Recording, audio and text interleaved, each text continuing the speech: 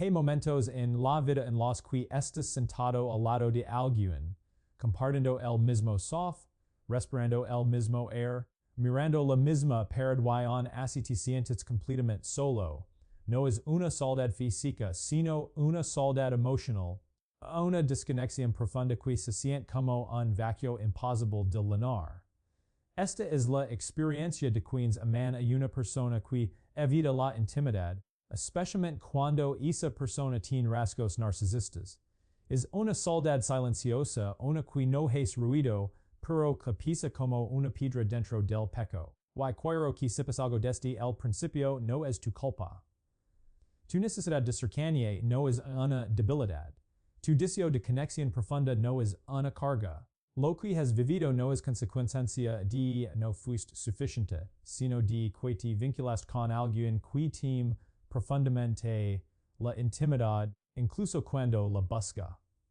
Porque si un narcisista puede anhelar cercanía y a la vez destruirla, puede querer y a la vez temerlo. Puede querer que estés allí pero no dejar entrar realmente. Para entender por qué te sentiste solo incluso en su presencia, primero tenemos que entender un patrón esencial. La intimidad verdadera es vulnerabilidad, y para un narcisista, la vulnerabilidad se siente como muerte emocional. Mostrar emociones, admitir errores, escuchar otra persona, sostener una conversación honesta, todo eso requiere abrir una parte interna que el narcisista ha reprimido desde hace mucho tiempo. La ha enterrado bajo capas de defensas mosqueras mecanismos y haida emocional. Cuando te acercas, cuando quieres hablar de lo que sentías, cuando decibas un momento de conexión real, él sentía que algo dentro de él peligraba. No podía nombrarlo, no podía admitirlo, así que simplemente se elevaba. Tal vez cambiaba de tema, tal vez se enojaba, tal vez se volvía frío. Tal vez te hacía sentir que estabas exagerando, que estabas pidiendo demasiado, que estabas creando un problema don no lo había. Pero todo eso solo era una defensa, una armadura emocional que usa para no sentirse expuesto, frágil o imperfecto.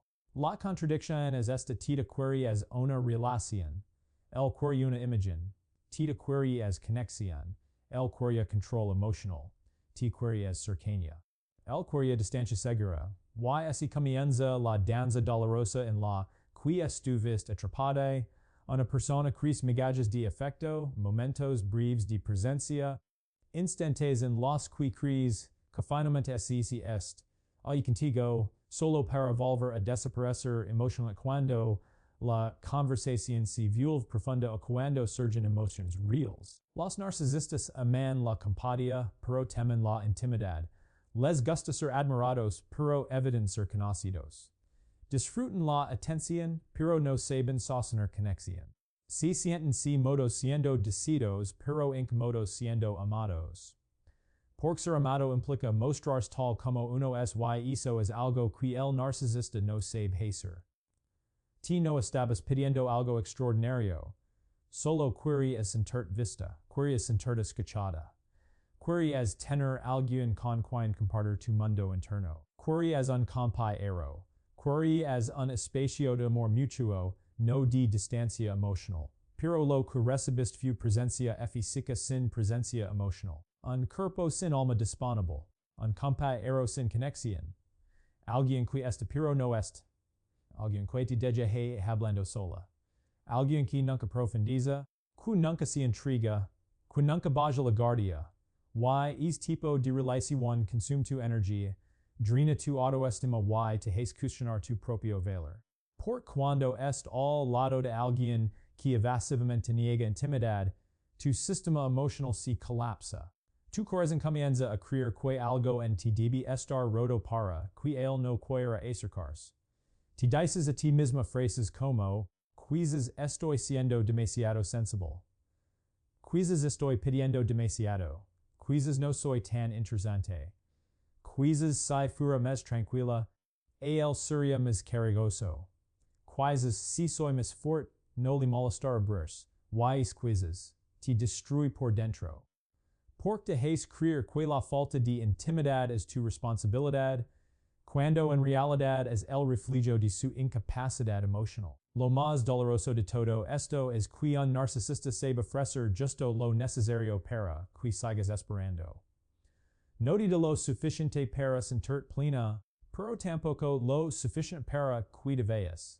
Te mantiene en un punto medio, una zona entre el querido ocasional y la frialdad diaria. Y te acostumbras. Sin darte cuenta, normalizes el vacío.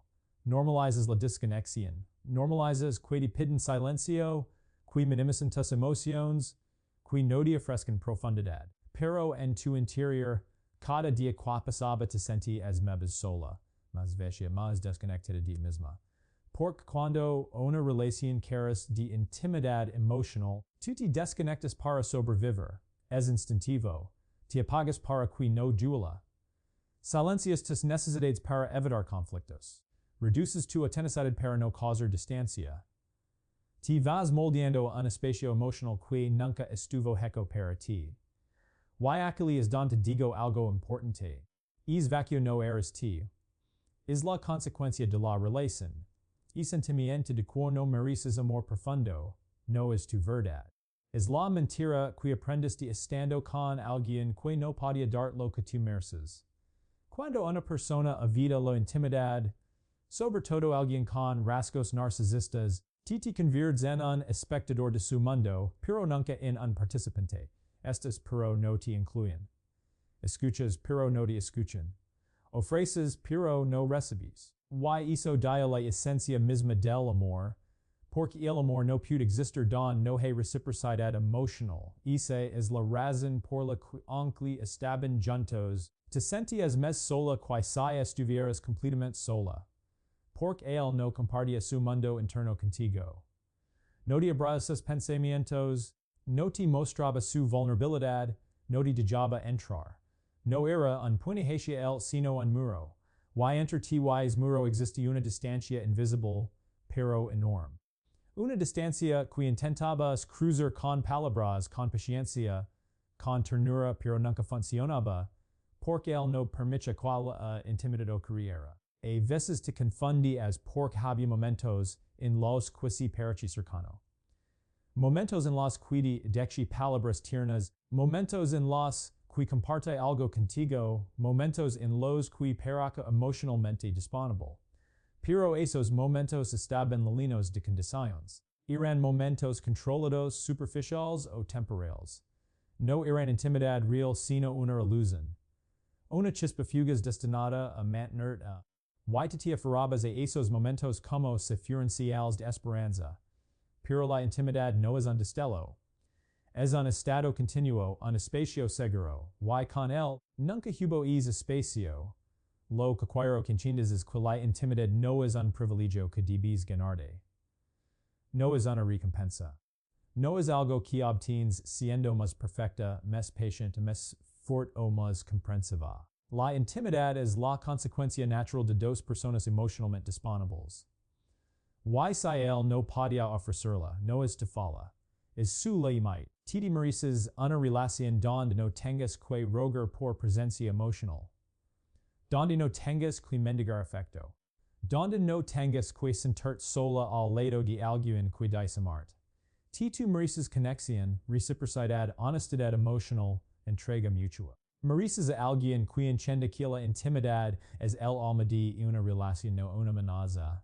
Sanar de esto implica aceptar una verdad dolorosa. No puedes crear intimidad con alguien que de ella. Puedes ofrecer amor, pero no puedes obligar a nadie a abrir su corazón. Puedes ofrecer escucha, pero no puedes forzar profundidad. Puedes ofrecer cercanía, pero no puedes destruir muros que no te pertenecen. Lo que sí puedes hacer es recuperar tu conexión contigo misma. Volver a sentir tus emociones sin miedo a que te ignoren. Volver a hablar sin temer a ser minimizada. Volver a decir intimidad sabiendo que existe, que es real, que hay personas capaces de sostenerla. Puedes reencontrarte contigo misma, con tus necesidades, con tu verdad. Y cuando lo hagas, dejarás de culparte. Dejarás de pensar que estabas pidiendo demasiado. Te darás cuenta de que lo que pedías era lo mínimo. Autenticidad, presencia, amor real. Cuando alguien te hace sentir solo incluso estando contigo, esa no es una relación, es una ausencia disfrazada de compañía. Es una ilusión de amor, no amor auténtico. Y te mereces autenticidad, no fuiste demasiado, no fuiste difícil, no fuiste problemática. Solo fuiste alguien con un corazón capaz de amar en profundidad, unido a alguien que solo podía amar en superficie. Y ahora lo sabes. La presencia superficial es uno de los elementos más confusos y desgastantes de una relación con un narcisista. A primera vista, pares estar contigo, comparte espacio, mantén conversaciones psíquicas, participa en actividades y te acompaña en momentos sociales. Pero emocionalmente no está allí. Su presencia es como una sombra ocupa un lugar, se mueve a tu lado pero no tiene profundidad, no ofrece calor, no tiene intención de conectar. Para alguien que necesita intimidad auténtica para sentirse amada, esta forma de estar es profundamente solitaria. No es que este ausente físicamente, es que su corazón nunca participa. La diferencia entre presencia real y presencia superficial es tan grande que, con el tiempo, cambia completamente si moda sientes contigo mismo y dentro de la relación. Una presencia real implica disponibilidad emocional, implica interés genuino, mirar a los ojos cuando hablas, escuchar sin interrumpir, recordar detalles, hacer preguntas, involucrarse en tu mundo interno. Pero con un narcisista, lo común es encontrar lo contrario, atención fragmentada, intercondicional, respuestas automáticas, conversaciones que no avanzan más allá de lo básico. El narcisista no ofrece presencia, ofrece desempeño. No aparece con el corazón, aparece con una máscara. Y esa máscara puede ser seductora, encantadora, divertida, aparentemente comprometida. Pero su propósito no es conectar, sino sostener la imagen que proyectar. Lo que recibes no es una persona que se entrega, sino una actuación bien ensayada cuyo guion no incluye intimidad profunda. Esa falta de entrega es lo que hace, estando juntos, te sientes sola. Porque te estás con la ilusión de una relación, mientras él está con la ilusión de control. Tú estás buscando unión, mientras él está protegiendo su distancia emocional. Y esa diferencia crea un desbalance doloroso. Te das presencia real, él da presencia superficial. Tú entregas alma, él entrega apariencia. Tú escuchas con atención, él escucha por obligación. Tú abres tu mundo interno, él cierra el suyo. Por eso te sientes incompleta en la relación, no porque seas demasiado intensa, sino porque él es emocionalmente inaccesible. No porque pedes mucho, sino porque él ofrece muy poco. La presencia superficial del narcisista se nota en los momentos en los que más necesitas apoyo. Cuando estés triste, preocupado, dolido o vulnerable, su capacidad de sostener ese espacio es mínima. Puede dar un comentario rápido, una frase que suena amable, pero no se queda emocionalmente contigo. Cambia el tema, minimiza tu experiencia, muestra impaciencia o incluso se irrita porque tus emociones lo incomodan. Para él, tu vulnerabilidad es una carga, para ti, su falta de respuesta es una herida. Una presencia real habría acompañado, sostenido, escuchado. Pero con él, la soledad se vuelve más intensa porque esperas comprensión y recibes silencio emocional. En los momentos buenos también se nota la diferencia. La presencia real celebra contigo, se ilumina con tus logros, se involucra en tus alegrías. La presencia superficial, en cambio, compito invalida. Si logras algo importante, puede reaccionar con indiferencia o con un comentario que te disminuya. Si te sientes feliz, puede restar la importancia o cambiar el foco hacia sí mismo. Y eso te deja con la sensación de que tus emociones no importan. De que no hay espacio para ti. De aunque compartes tu mundo, él no comparte el suyo. Con el tiempo, esta experiencia repetida te lleva a desconectarte de ti misma. Aprendes a no expresar emociones profundas porque sabes que no serán recibidas. Aprendes a medir tus palabras, a contener tus necesidades, a minimizar tus sentimientos. Adaptas tu identidad para no molestar, para no provocar distancia para evitar momentos de frialdad. Sin dardi cuenta, empiezas a vivir también en superficie, por la profundidad ya no tiene lugar seguro donde habitar. Esta transformación es uno de los efectos más peligrosos de la presencia superficial del narcisista. Te has convertirte en una versión reducida de ti misma. La presencia real es nutrient e emotional, la superficial es hambre emotional. Y cuando alguien te alimenta con superficialidad durante mucho tiempo, no solo sientes vacío, sino que comienzas a creer que es vacío es normal. Olvidas si se siente una conversación honesta, una conexión verdadera, una mirada que sostiene un abrazo que acampada. Olvidas lo que es ser vista. Y esa pa redida de referencia te mantiene atrapada, porque piensas que, al menos esta acli, cuando en realidad no lo est. Est su cuerpo, pero no su alma. Est su figura, pero no su esencia. Est su presencia, pero no su participación. La diferencia entre presencia real y superficial es simple pero poderosa. La primera te nutre, la segunda te drena. La primera te hace sentir paz, la segunda te genera ansiedad. La primera crea vínculo, la segunda crea confusión. Y lo más revelador es que cuando por fin experimentas una presencia real después de haber estado con alguien superficial, lo reconoces inmediatamente. Te des cuenta de que estar acompañado jams debería sentirse como estar solo. Te des cuenta de que la intimidad existe, que la conexión auténtica es posible, que el amor verdadero no teme la profundidad.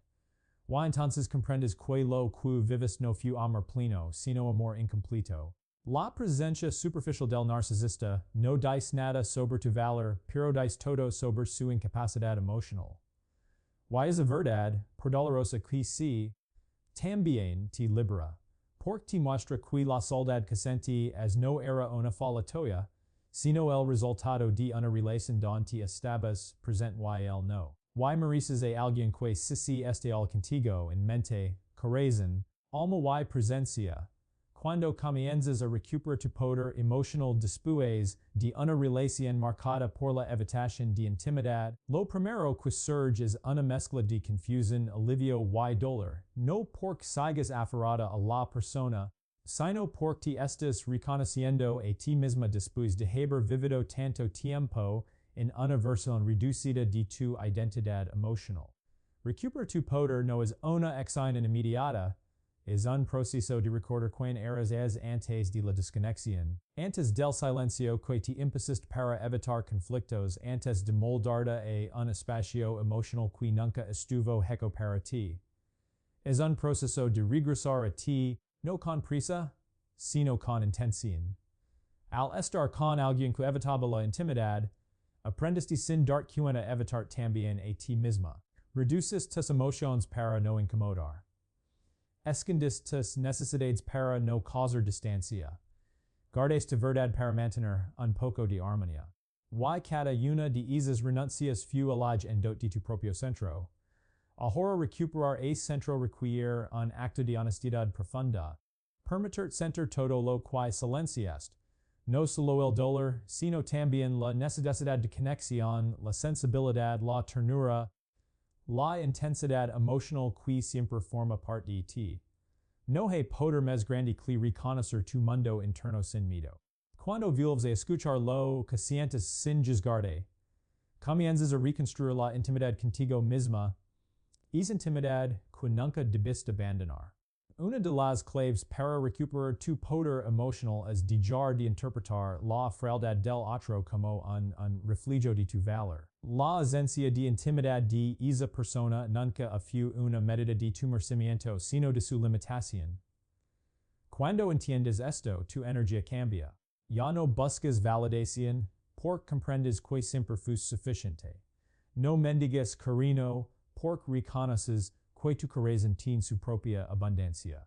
No esperas que otro te confirme que eres digna de amor, porque tu propia presencia se vuelve suficiente para recordarlo.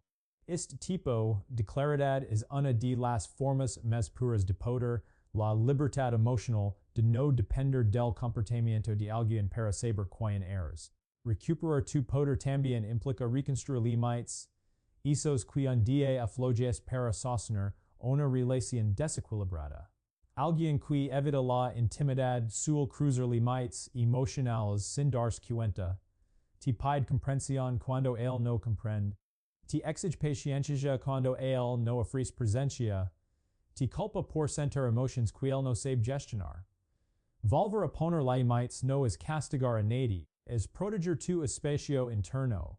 Es decir, aquí estoy yo, mis emociones importan, mis necesidades son válidas. I no voy a sacrificar mi paz para sostener una relación que no me sostiene a mí sí. Establecer limites te devuelve tu poder porque afirma algo essential. Tu decides si mo si de trata, te decides que permites, te decides que energy aceptas. La recuperación emocional no estaría completa sin la parte más profunda. Volver a confiar en tu capacidad de amar. Después de una experiencia con alguien emocionalmente inaccesible, es común pensar que amar duele, que amar implica sacrificio, que amar es sinónimo de aguantar, espero justificar. Pero es no es el amor auténtico. El amor auténtico es conexión, reciprocidad, presencia, entrega mutua, y te eres capaz de eso. Fus capaz incluso dentro de una relación que no lo merecía. Imagínalo que serás capaz de crear en una relación sana donde la intimidad no se teme, sino que se valora.